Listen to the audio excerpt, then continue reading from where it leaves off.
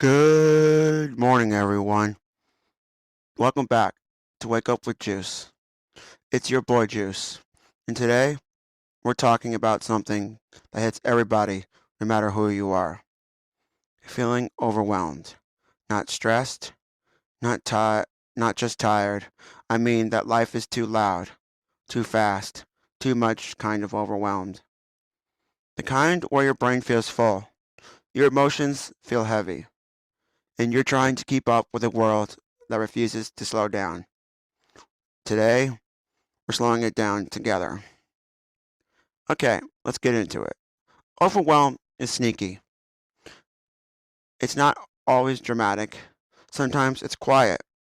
Sometimes it's invisible. Sometimes it's just you sitting there thinking, I don't even know where to start. It's when your mind is racing, your body is tired, your emotions are loud. Your responsibilities stack up.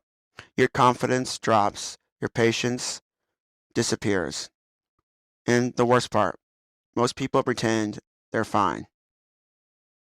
We live in a world where everyone says, I'm good, even when we're drowning. But today, we're not pretending. Okay, with my intellectual disability, overwhelm hits different. Sometimes instructions pile up too fast. Sometimes people talk too quickly. Sometimes routines get thrown off and my brain doesn't adjust right away.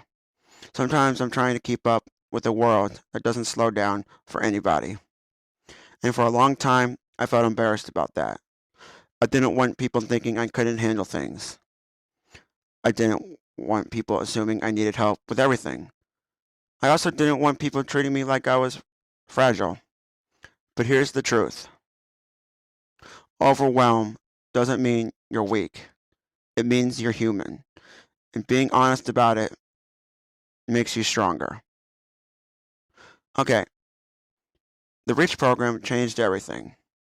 Reach taught me how to break tasks down, how to ask for help, how to slow myself down, how to breathe, how to communicate when I'm overwhelmed, how to take things one step at a time, how to advocate for myself, how to stay calm when things get chaotic. They didn't just teach me independence, they taught me how to manage my mind. They taught me that overwhelm isn't a failure, it's a signal, a sign that you need support, rest, or a reset. And learning that changed my life. Okay, let's get real and let's get funny.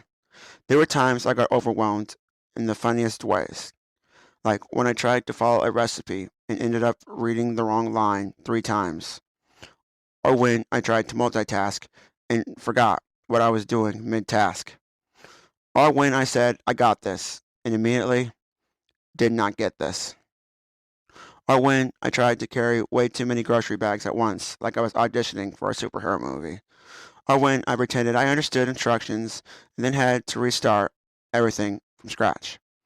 Sometimes overwhelm becomes comedy, and honestly, laughing at yourself is part of surviving life. But other times, it's not funny, it's heavy, it's real. And those moments matter too. Okay, here's something nobody talks about: overwhelm has a cycle. It starts small, a little stress, a little confusion, a little pressure.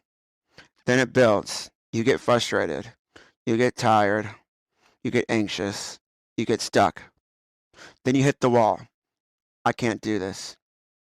And here's the thing: you can do it. You just need to break the cycle. And breaking the cycle starts with slowing down. Okay, here's the part people don't always understand. Overwhelm hits harder when you have a disability because people expect you to keep up. People assume you're fine. People don't always listen. People don't always slow down. People don't always explain things clearly. People sometimes judge instead of support, and that makes overwhelm feel bigger. But here's the truth. People with disabilities are some of the strongest people on the planet.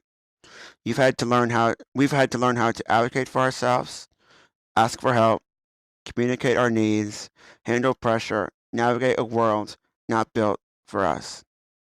And that makes us resilient. Okay, here's what actually helps. Real tools, real strategies. Okay, slow down. You don't have to rush. Break things into smaller steps. One step at a time is still progress. Ask for help. You're not supposed to do everything alone. Take a breath. Your brain needs oxygen, not pressure. Say what you feel. People can't support you if you stay silent. Take breaks. Rest is not quitting. Reset your environment. Clean your space. Change your scenery. Breathe. Talk to someone you trust. Sometimes saying it out loud makes it lighter. These aren't weaknesses, they're tools. Okay, if you're listening right now and life feels overwhelming, this part is for you. You're not failing. You're not behind. You're not broken. You're just overwhelmed. And overwhelmed people deserve support, rest, and understanding. You're allowed to slow down. You're allowed to breathe. You're allowed to ask for help. You're allowed to take your time. You're doing better than you think. Okay, here's the takeaway. Overwhelm is not a sign you're weak. It's a sign you're human. And humans need reset, support, patience, kindness, understanding, and time. You're allowed to be overwhelmed. You're allowed to feel things deeply. You're allowed to take care of yourself. And all these things are just okay. Thank you for listening today. Thank you for showing up. Thank you for letting me be real. And remember, when life gets so overwhelming, you don't have to push harder. You just have to slow down and keep going. See you next time. Same juice.